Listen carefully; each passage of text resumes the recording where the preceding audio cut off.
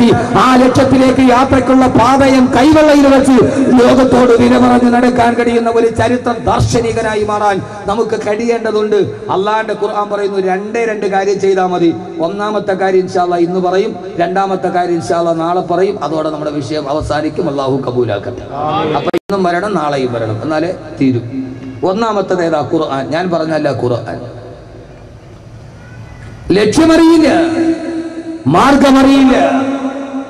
അതിനെ സംബന്ധിച്ചോളം അള്ളാഹുവിന്റെ സ്വർഗത്തിലേക്ക് എത്താൻ യാത്ര തുടങ്ങുന്നതിന് മുമ്പേ ആ ലക്ഷ്യബോധത്തോടെ നടന്നു പോകാൻ അള്ളാഹുവേ നീ ഞങ്ങൾക്ക് തൗഫീഖ് നൽകി അനുഗ്രഹിക്കണേ തമ്പുരാനെ. നീ ഞങ്ങൾക്ക് തൗഫീഖ് നൽകി അനുഗ്രഹിക്കണേ തമ്പുരാനെ. ആമീൻ കൊണ്ടല്ലാതെ എന്റെ പ്രിയപ്പെട്ട സഹോദരങ്ങളെ, എല്ലാവർക്കും സ്വർഗം കിട്ടൂല. കിട്ടുമോ? സ്വർഗം എല്ലാവർക്കും കിട്ടൂല. അത് എല്ലാവരെയും മിടുക്കുകൊണ്ട് കിട്ടുന്നല്ല. പണമുള്ളവന് സ്വർഗം കിട്ടുമോ? പണം കൊണ്ട് കിട്ടുമോ? പണം കൊണ്ട് കിട്ടുമോ? പണമാണ്, സാമ്പത്തികമാണ് പരിശുദ്ധമായ സ്വർഗത്തിന്റെ അടിസ്ഥാനമെങ്കിൽ അത് കിട്ടേണ്ടതാർക്കാ? ലോകത്തിലെ ഏറ്റവും വലിയ സമ്പന്നനായ ഒരു മാസം 980 കോടി വെട്ടുവരുമാനമുള്ള സാക്ഷാത് സാമ്രാജ്യത്തിന്റെ മുകേഷ് അംബാനിയല്ല. ബ്രൂണൈ നദിക്കരയിൽ 4448 ശീതീകരിച്ച റൂമുകളുള്ള സ്വർണ്ണ ക്ലോസറ്റിൽ നിന്നിട്ട് ശൗചം ചെയ്യുന്ന സാക്ഷാൽ ബ്രൂണൈയുടെ അധിപതി സുൽത്താൻ സലാഹുദ്ദീൻ ബോക്കിയല്ല. ലോകത്തിലെ ഏറ്റവും വലിയ സമ്പന്നനാരാ? അള്ളാന്റെ ഖുർആൻ വരച്ചു കാട്ടിയ ഇന്ന കാറൂന കാനമിന് കൗമി മൂസ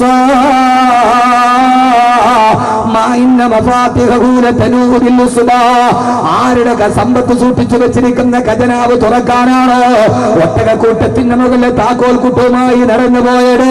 ലോകം കൊണ്ട് ഏറ്റവും വലിയ സമ്പന്നനെന്ന് ഖുർആൻ പരിചയപ്പെടുത്തിയ കാറൂനല്ലേ സ്വർഗം കിട്ടേണ്ടത്. പക്ഷെ അള്ളാന്റെ ഖുർആൻ പറഞ്ഞതെന്താ? ഭൂമി വിഴുങ്ങിയിട്ട് അവൻ നരകത്തിന്റെ അവകാശിയായി മാറിയെന്ന് അള്ളാന്റെ വിശുദ്ധ ഖുർആൻ. അള്ളാഹു മനസ്സിലാക്കാനുള്ള ബോധം നൽകട്ടെ. അതല്ല തറവാടിത്തത്തിന്റെ പേരിലാ സ്വർഗം കിട്ടുന്നതെങ്കിൽ കിട്ടേണ്ടതാർക്കാ? മക്കയിലെ ഏറ്റവും വലിയ കുടുംബത്തിലെ തറവാട്ടിൽ പിറന്ന ആളല്ലേ അബൂലഹബ്. ആരാ അബൂലഹബാരാ? തറവാടിത്തത്തിന്റെ പേരിലാ പടച്ചറപ്പിന്റെ സ്വർഗം കിട്ടേണ്ടതെങ്കിൽ ആ സ്വർഗം കിട്ടേണ്ടതാർക്കാ? സാക്ഷാൽ അബൂലഹബിനല്ലേ?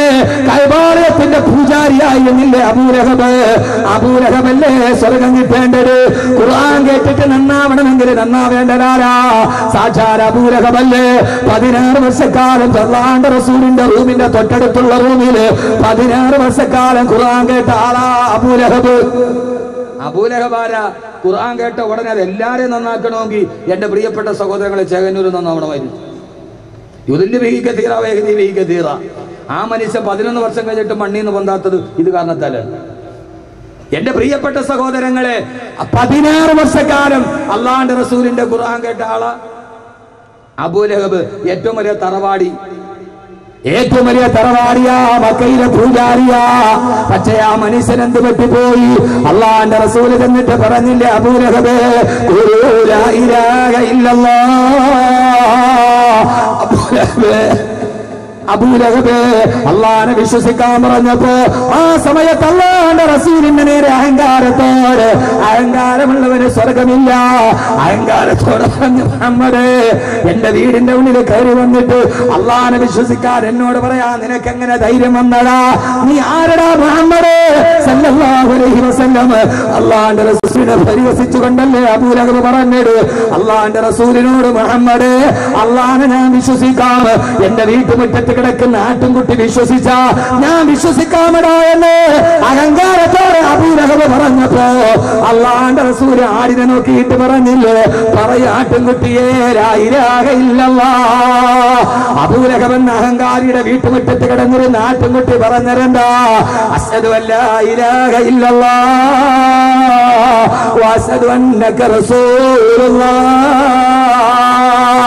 ആട്ടിൻകുട്ടിക്ക് മനസ്സിലായി, മാമ്പേടക്ക് മനസ്സിലായി. സഹോദരങ്ങളെ ഈ മാമ്പേട നാളെ സ്വർഗത്തിലല്ലേ?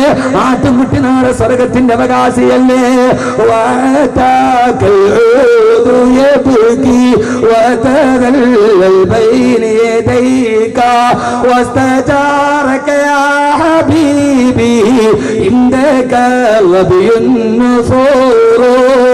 يا نبي سلام عليكم يا رسول سلام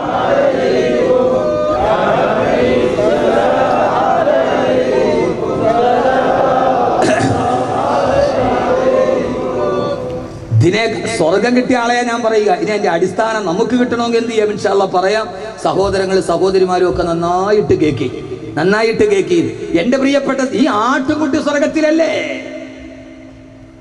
അല്ലാഹ് അബൂലഹബിന് തിരിഞ്ഞില്ല, പക്ഷെ മുറ്റത്ത് കിടന്ന ആട്ടുംകുട്ടിക്ക് ഇതിനേക്കാൾ നന്നായിട്ട് നമുക്ക് സലാത്തി എല്ലാം ഇൻഷാ അല്ലാഹ് ഇപ്രാവശ്യത്തെ ഹുബ്ബ് റസൂൽ പ്രഭാഷണം മലപ്പുറം ജില്ലയിലെ പെരിന്തൽമണ്ണ സ്റ്റേഡിയം ഗ്രൗണ്ടിൽ ഈ വരുന്ന 22, 23 ഹുബ്ബ് റസൂൽ പ്രഭാഷണം ഇപ്രാവശ്യം മലപ്പുറത്തുകാരുടെ കൂടെ. എല്ലാവരും എത്തിക്കോളിൻ. വിശാലമായ സൗകര്യം. 1 ലക്ഷം പേരെ സംഘാടകർ പ്രതീക്ഷിക്കുക. 1 ലക്ഷം പേര് വന്ന് 10 സലാത്ത് ചൊല്ലിയ ഒരേ സമയത്ത് 1 മിനിറ്റ് കൊണ്ട് 10 ലക്ഷം സലാത്ത് ചൊല്ലി ഇൻഷാ അല്ലാഹ് ദുആ ചെയ്ത ഏത് ദുആയാ സ്വീകരിക്കപ്പെടാത്തത്? ഇൻഷാ അല്ലാഹ് ഹുബ്ബ് റസൂലിന്റെ പ്രവാചക പ്രകീർത്തനത്തിന്റെ പ്രബുല്ലമായ പ്രകമ്പനവുമായി ഇൻഷാ അല്ലാഹ് നമുക്ക് ഇപ്രാവശ്യം ജനുവരി 20 ഈ മാസം 22, 23 ഞാൻ നിങ്ങളെല്ലാവരെയും ക്ഷണിക്കുക. സാധാരണ വാതിലിൻ്റെ കാര്യം ഞാൻ അങ്ങനെ പറയാറില്ല, പക്ഷേ ഇത് ഹുബ്ബ് റസൂൽ പ്രഭാഷണം ഇപ്രാവശ്യം മലപ്പുറത്താണ്.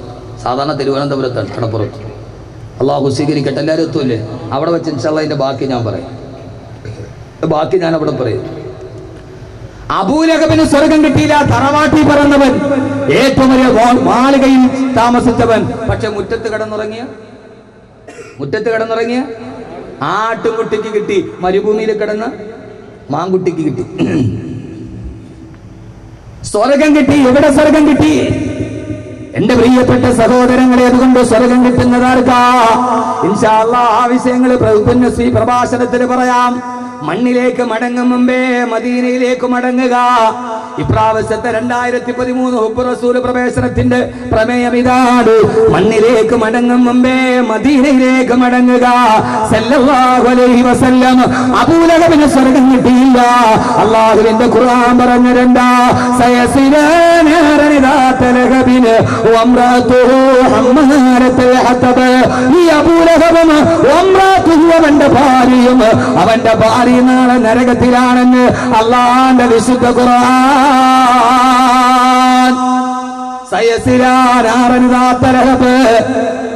അബൂലഹബും വംറഅതുഹു അവന്റെ ഭാര്യയും. നിങ്ങളുടെ മലപ്പുറംകാരുടെ ഭാഷയെ പറ്റിയ ഓനും ഓന്റെ ഓളും നരകത്തിലായി. ഓനും പോയി ഓന്റെ ഓളും പോയി നരകത്തിലായി. അപ്പൊ സ്വർഗം കിട്ടണമെങ്കിൽ തറവാടിത്തത്തിന്റെ പേര്, ഞാൻ നല്ല കുടുംബത്തിൽ പറഞ്ഞ അതിന്റെ പേര് കിട്ടില്ല, പണത്തിന്റെ പേരിൽ കിട്ടില്ല, അധികാരത്തിന്റെ പേരിൽ കിട്ടുവോ? അങ്ങനെയാണെങ്കിൽ മിസ്റിന്റെ കാഴ്ചപ്പെട്ടില്ല എന്ന് പറഞ്ഞ ഫിറൗന് കിട്ടണ്ടേ? ആ ഫിറൗനും ചെങ്കടലിൽ ചത്തൊടുങ്ങി. പിന്നെ ആർക്കാ സ്വർഗം കിട്ടുക? ഈ ലക്ഷ്യത്തിൽ ആരാ എത്തുക? ഈ ലക്ഷ്യത്തിലേക്കുള്ള യാത്രയിൽ അള്ളാഹു നമ്മളവിടെ എത്തിക്കുമാറാകട്ടെ. ഉറക്കപ്പറ സഹോദരങ്ങളെ, അള്ളാഹു നമ്മളെ അവിടെ എത്തിക്കുമാറാകട്ടെ. ആർക്കാ സ്വർഗം കിട്ടുക? അള്ളാഹുവിന്റെ ഖുർആൻ പറഞ്ഞു സ്വർഗത്തിലേക്കുള്ള ലക്ഷ്യത്തിലേക്കുള്ള യാത്ര. സഹോദരങ്ങളെ, ലക്ഷ്യം മറക്കരുത്. ആ ലക്ഷ്യം ഏതാണ്? അള്ളാഹുവിന്റെ സ്വർഗമാണ്. ആ സ്വർഗത്തിലെത്താനുള്ള ഒരേ ഒരു വഴിയേടാ. ആ സ്വർഗത്തിൽ വെച്ച് മനുഷ്യനെ പടച്ചിട്ട് ഭൂമിയിലോട്ട് പറഞ്ഞു വിടുമ്പോ അള്ളാഹു തന്നെ പറഞ്ഞു വിട്ടരെന്താ? خلقت الجن والإنس إلا ليعبدون ما أريد منهم من رزق وما أريد أن يطعمون إن الله هو الرزاق ذو القوة المتين. ഏറെ നമ്മൾ ഖുർആനിൽ കേട്ട ആയത്തായിട്ട് അല്ലാഹ് പറയുകയാണ്, മാനവലോകമേ, സ്വർഗത്തിൽ നിന്ന് പടച്ചു ഭൂമിയിലോട്ട് വിടുമ്പോ അല്ലാഹ് പറഞ്ഞതെന്താ? മനുഷ്യരെയും ജിന്നുകളെയും ഞാൻ സൃഷ്ടിച്ചതെന്തിനാ? എനിക്ക് ഇബാദത്ത് ചെയ്യാൻ വേണ്ടി മാത്രമാ. ഈ ഭൂമിയിലേക്ക് വന്നതെന്തിനാ? അല്ലാഹുവിന്റെ മുമ്പിൽ ഇബാദത്ത് ചെയ്യാൻ മാത്രമാണ് മനുഷ്യനെ സൃഷ്ടിച്ച് അല്ലാഹ് പറഞ്ഞതെന്താ? ഓ മനുഷ്യ, ഭൂമിയിലേക്ക് ഇറങ്ങിയിട്ട് രാവിലെ മുതൽ വൈകുന്നേരം വരെ അലഞ്ഞു നടന്നിട്ട് നിന്നെ സൃഷ്ടിച്ച എനിക്ക് നീ ഭക്ഷണം തരണ്ട. സൃഷ്ടിച്ച വാപ്പ പറയുന്നതെന്നാ? മക്കളെ, കഷ്ടപ്പെട്ടിട്ട് എനിക്കൊരു നേരത്തെ ഭക്ഷണം തരണം. അല്ലാഹ് പറയുകയാണ്, വേണ്ട.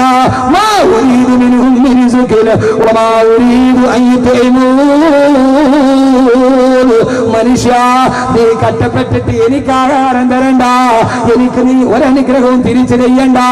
കാരണം എന്തെന്നറിയോ? ഇന്നല്ലാഹ, നിന്നെ പടച്ച അല്ലാഹു ആരെന്നറിയോ?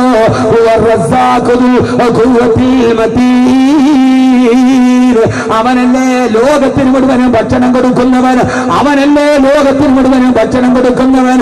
അള്ളയാരാ അള്ളയാരാ അള്ളയാരാ, അവനാണ് ലോകത്തിന് മുഴുവനും ഭക്ഷണം കൊടുക്കുന്നവൻ. ഭൂമിയിൽ മാത്രമല്ല, ആകാശത്തിന് മാത്രമല്ല, ചൊവ്വയിൽ മാത്രമല്ല, നെപ്റ്റ്യൂണിന് മാത്രമല്ല, പ്ലൂട്ടോയിൽ മാത്രമല്ല, ഈ അഖിലലോക ബ്രഹ്മാണ്ഡ ഘടാകത്തിൽ ഏതൊക്കെ ഗോളങ്ങളുണ്ടോ ആ ഗോളത്തൊക്കെ ജീവജാലങ്ങളുണ്ടെങ്കിൽ സഹോദരങ്ങളെ, കഴിഞ്ഞ ആഴ്ചത്തെ ഏറ്റവും വലിയ കണ്ടുപിടുത്തം എന്താ? 4 മാസം മുമ്പ് അമേരിക്കയിലെ നാസ അയച്ചു കൊടുത്ത ഉപഗ്രഹം ബഹിരാകാശത്ത് 4 വർഷമായി ചുറ്റിക്കറങ്ങിയിട്ട് അത് കഴിഞ്ഞ ആഴ്ച തിരിച്ച് നാസയിലെത്തി. അതിന്റെ കണ്ടുപിടുത്തം എന്തെന്നറിയോ? ഈ ഭൂമിയെ പോലെ 1400 കോടി ഭൂമിയെ പോലെയുള്ള ഗോളങ്ങൾ ആകാശത്തുണ്ടെന്ന് പറഞ്ഞു കൊടുത്തു നാസയുടെ ഉപഗ്രഹം. സുബ്ഹാനല്ലാഹ് സുബ്ഹാനല്ലാഹ്, ഈ ഭൂമിയെ പോലെ 1400 കോടി ഗോളങ്ങൾ പ്രപഞ്ചത്തിലുണ്ടെന്ന് പറഞ്ഞു കൊടുത്ത ഉപഗ്രഹമേ, 1400 കോടി ഗോളങ്ങളിൽ മനുഷ്യനുണ്ടെങ്കിൽ, ജീവജാലമുണ്ടെങ്കിൽ അതിന് ഭക്ഷണം കൊടുക്കുന്നതാരാ? ഇന്നല്ലാഹ ഹുവർ റസ്സാഖു ദുൽ ഖുവ്വത്തിൽ മതീൻ. 1400 കോടി ഭൂമിക്ക് സമാനതയുള്ള ഗോളങ്ങൾ. ഇതുകൊണ്ടാണ് അല്ലാഹ് പറഞ്ഞത്, എടാ മനുഷ്യ, എടാ മന്ദബുദ്ധിയെ, എടാ മരമണ്ടനായ മനുഷ്യ, ദൈവഗണം കണ്ടുപിടിച്ചപ്പോ അള്ളാനെ സൃഷ്ടിക്കാൻ പോവുകയാണെന്ന് പറഞ്ഞവന് അള്ളാന്റെ ആയത്ത് നോക്കുക. 1400 കോടി ഗോളങ്ങളല്ല. ഈ പ്രപഞ്ചത്തിൽ എന്റെ പട്ടാളം എത്രയുണ്ടെന്ന് എനിക്കല്ലാതെ നിനക്കറിയില്ലടാ മനുഷ്യ. എന്തോരായത്താണ് അള്ളാഹ് ചോദിക്കാഹു, ഈ ലോകത്ത് മുഴുവനും ഞാൻ നിരത്തി വെച്ച എന്റെ പട്ടാളത്തിന്റെ എണ്ണം എടാ നിനക്കറിയാമോ? ഇന്നേവരെ നീ എത്ര ഉപഗ്രഹം വിട്ടു? സ്വർഗത്തെ കുറിച്ച് പറയാനാ ഞാൻ ഈ പറയണത്. അള്ളാന്റെ പട്ടാളത്തെ എണ്ണ നമുക്ക് ഇതേവരെ പറ്റിയിട്ടില്ല. അള്ളാന്റെ പട്ടാളം വരാ, അള്ളാന്റെ പട്ടാളം വരാ, മലക്കുകൾ. ഈ ലോകത്ത് എത്ര മലക്കുണ്ടെന്ന് എണ്ണിത്തിട്ടപ്പോ ഇന്നേ വരെ നിനക്ക് കഴിഞ്ഞിട്ടില്ല. പിന്നെ നീ എന്തോന്നാ പറയണേ? സ്വർഗം ഉണ്ടെന്നോ ഇല്ലെന്നാ? മലയാളത്തിന്റെ സാഹിത്യകാരനല്ലേ പറഞ്ഞത്, മുസ്ലിമീങ്ങൾ മാത്രമേ സ്വർഗത്തിൽ പോവുകയുള്ളെങ്കിൽ ഫാദർ ഡാമിയൻ പോകാത്ത സ്വർഗം എനിക്ക് വേണ്ടെന്ന്. എന്റെ പൊന്നുമോനെ, ഏതൊക്കെ സാഹിത്യകാരന്മാരെ നമ്മൾ കണ്ടിട്ടുണ്ട്. കേരളത്തിൽ അവർക്കൊക്കെ ജ്ഞാനപീഠം വിട്ടുകൊടുത്തിട്ടുണ്ട് കേരള സർക്കാർ. ഇപ്പോഴത്തെ സർക്കാരല്ല വിഷമിക്കണ്ടേ, ഇപ്പോഴത്തെ സർക്കാരല്ല, കാലം കുറെ കഴിഞ്ഞു പോയി. എൻ്റെ വാപ്പയ്ക്കും ഉമ്മയ്ക്കും പാതിരാ സമയത്ത് കുളിരുള്ള രാത്രിയിൽ എന്തോ ഒരു തമാശ തോന്നിയപ്പോൾ അതിലൂടെയാണ് ഞാൻ ജനിച്ചത്, അതുകൊണ്ട് എൻ്റെ മാതാപിതാക്കളോട് എനിക്കൊരു കടപ്പാടും ഇല്ല എന്ന് പറഞ്ഞ സാഹിത്യ നായകന് ജ്ഞാനപീഠം കൊടുത്ത നാടാണ് നമ്മുടെ കേരളം. അറിയുന്നു, എല്ലാത്തിനെയും നിരാകരിച്ചു കഴിഞ്ഞ ലോകത്തോട് അള്ളാഹുവിന്റെ ഖുർആൻ പറഞ്ഞു, മോനെ നിനക്കൊരു ലക്ഷ്യമുണ്ട്, ആ ലക്ഷ്യമേടാ. അത് അള്ളാഹ്ക്ക് ആഹാരം കഴിപ്പിക്കലല്ല, പിന്നെ എന്താ? അള്ളാഹു നീ എനിക്കൊന്നും തരണ്ട, നീ ഇബാദത്ത് ചെയ്ത് ജീവിക്ക്, നീ ഇബാദത്ത് ചെയ്ത് ജീവിക്ക്, എന്നിട്ട് നിനക്ക് നഷ്ടപ്പെട്ട സ്വർഗത്തിലേക്ക് തിരിച്ചു. നിന്റെ വാപ്പയും ഉമ്മയും സ്വർഗത്തിൽ കടന്നതാ, അവിടെ നിന്നൊരു വിലക്കപ്പെട്ട പഴം കഴിച്ചതിൻ്റെ പേര് വെളിയിൽ വന്നതാ. നീ ഇപ്പോൾ ഭൂമിയിലേക്ക് വന്നത് എന്തിനാ? ഭൂമിക്ക് 3 പ്രത്യേകതയുണ്ടെന്ന് ഖുർആൻ. ഭൂമിയിൽ നീ വരിക, എന്നിട്ട് ഇവിടെ നിന്നിട്ട് ഇബാദത്ത് ചെയ്യുക, നേരെ തിരിച്ചങ്ങോട്ട് പോകണം, അള്ളാഹുവിന്റെ സ്വർഗത്തിലേക്ക് പോകണം. ആ ലക്ഷ്യബോധം എന്ന സ്വർഗത്തിലേക്ക് പോകണം. ആ സ്വർഗത്തിലേക്ക് നടക്കേണ്ട മനുഷ്യ, നീയാണോ ലക്ഷ്യബോധമില്ലാതെ ഈ ഭൂമിയുടെ പുറന്തൊലിയുടെ മുകളിൽ ഇങ്ങനെ ജീവിച്ചു പോവുക? അള്ളാഹുവിന്റെ ഖുർആൻ പറഞ്ഞു സ്വർഗം വേണോ? ഓ സ്വർഗത്തിന് 2 നിബന്ധനയാ ഖുർആൻ പറഞ്ഞത്. ഞാൻ പറഞ്ഞത് സ്വർഗത്തിന്റെ സിട്ടാവായ പടച്ചറപ്പ് പറഞ്ഞത്. അല്ല പറയുകയാണ് വല്ലദീന ആമനൂ വഅമിലുസ് സാലിഹാതി സനുദ്ഖിലുഹും ജന്നാത്തിൻ തജ്രീ മിൻ തഹ്തിഹൽ അൻഹാർ വല്ലദീന ആമനൂ സ്വർഗത്തിലേക്ക് പോകാൻ 2 നിബന്ധനകളാ ഖുർആൻ പറഞ്ഞത്. ഒന്ന്, അതാണ് ഇന്നത്തെ നമ്മുടെ ചർച്ച. അല്ലാഹ് പറയുന്നു വല്ലദീന ആമനൂ, ഈമാൻ ഉണ്ടാവുക. വല്ലദീന ആമനൂ, ഈമാൻ ഉണ്ടാവുക. ഇപ്പൊ നമ്മൾ ആരെങ്കിലും ഈമാൻ ഇല്ലാത്ത ആളുകളാ? എന്റെ പ്രിയപ്പെട്ട സഹോദരങ്ങളെ, ലക്ഷ്യം മറന്ന മനുഷ്യന് ലക്ഷ്യത്തിലെത്താനുള്ള 1ാമത്തെ നിബന്ധന ഖുർആൻ പറഞ്ഞത് വല്ലദീന ആമനു, ഈമാൻ ഉണ്ടാവുക എന്നുള്ളതാണ്. ഇൻഷാ അല്ലാഹ് ഈമാനാണ് നമ്മുടെ ഇന്നത്തെ ചർച്ച. 2ാമത്തെ കാര്യം എന്താണെന്ന് ഇൻഷാ അല്ലാഹ് നാളെ ചർച്ച ചെയ്യും. അത് കിട്ടി 2ഉം ചെയ്താൽ അള്ളാഹു നൽകുന്ന പ്രതിഫലം എന്താ ഇൻഷാ അല്ലാഹ് നമുക്ക് നാളെ ചർച്ച ചെയ്യും. അള്ളാഹു തൗഫീഖ് നൽകട്ടെ. ഇന്നത്തെ കാര്യം കേട്ടോളി. ഈമാൻ ഉണ്ടാവുക, ഉസ്താദ് ഇതാണോ നിങ്ങൾ ഇത്രയും വലിയ വിശദീകരണമായിട്ട് പറയാൻ വേണ്ടി വന്നത്? നമ്മൾ ആരെങ്കിലും ഈമാനില്ലാത്ത ആളുകളാണ്? ആണോ? നമ്മൾ ആരെങ്കിലും ഈമാനില്ലാത്ത ആളുകളാ? ഈമാനില്ലേ നമുക്ക്? ഈമാനില്ലേ പിന്നെ ഈ 2 മണിക്കൂർ പോയി സിനിമാ കോട്ടയിൽ ഇരുന്ന എന്തൊക്കെ കാണാം? ഈ ബക്കറ്റ് ഇടുന്ന പൈസ കൊണ്ട് വേറെ എന്തൊക്കെ മേടിക്കും? അത് ഈമാനുള്ളത് കൊണ്ടല്ലേ നാളെ സ്വർഗത്തിൽ പ്രതിഫലം കിട്ടുമെന്ന് ഓർത്തിട്ടല്ലേ ഇങ്ങോട്ട് വന്നത്. അപ്പൊ ഈമാനില്ലേ ഇങ്ങോട്ട് വരുമോ? അപ്പൊ നമ്മൾ ഈമാനില്ലാത്തവരാണോ? ഈമാന്റെ അടയാളം എന്താ? ഈമാന്റെ അടയാളം എന്താ? ഈമാന്റെ അടയാളം നെറ്റിയിലെ നിസ്കാര തരമ്പല്ല ആണോ? അതെന്തോരം അന്തം വിട്ട തരമ്പായത്. പണ്ട് കാലത്തൊക്കെ ഇത്രയും തഴമ്പ് നമ്മൾ കണ്ടിട്ട്. പണ്ട് കാലത്തൊക്കെ വലിയ പഴയ കാർന്നോമാരും നല്ല ആളുകളൊക്കെ വന്ന് കുറേ നിസ്കാരം കഴിഞ്ഞ് 19 വയസ്സ് കഴിഞ്ഞാലേ നെറ്റിയിൽ നിസ്കാര തഴമ്പ് വരും. ഇപ്പോഴോ എല്ലാ ചെറുപ്പക്കാരുടെ തലയിലൊക്കെ ഉമ്മാതിരിയൊക്കെ കൊള്ളാവുന്ന നിസ്കാര തഴമ്പ്. അതെന്നറിയോ? ഈ ബാംഗ്ലൂരിൽ നിന്ന് ഒരു സൈസ് പാ വരണുണ്ട്.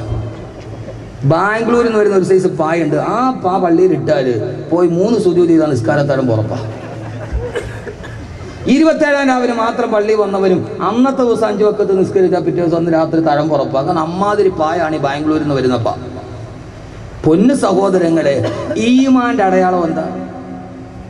നിസ്കാരത്തഴമ്പുണ്ടോ? ഉണ്ട്. എറണാകുളത്തെ ഫ്ലാറ്റിൽ റെയ്ഡ് ചെയ്തു കഴിഞ്ഞതിന് മുമ്പത്തെ വർഷം ഹജ്ജിന് പോകുന്ന സമയം.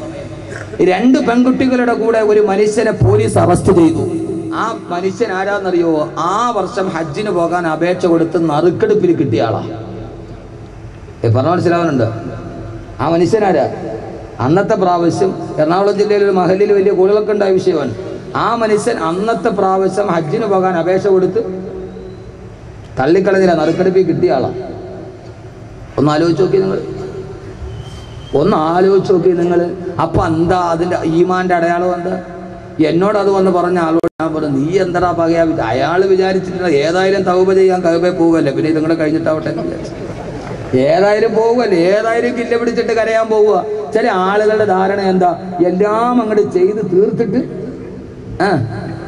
എല്ലാം ഈ ഭൂമിയിൽ ചെയ്യാനുള്ള അന്തം വിട്ട സർവ്വകാര്യവും ചെയ്യുക, എന്നിട്ട് അവസാനം പോയി ഹജ്ജ് ചെയ്യുക, തിരിച്ചു വന്നാൽ കയൗമിൻ വലതത്തു ഉമ്മ പ്രസവിച്ചതുപോലെ ശുദ്ധമായി. അങ്ങനെയൊന്നും അല്ല ധാരണ. അങ്ങനെയൊന്നും ആവരുത് ഒരു അമലിന്റെ ധാരണ. ഈമാൻ എല്ലാവർക്കുമുണ്ട്.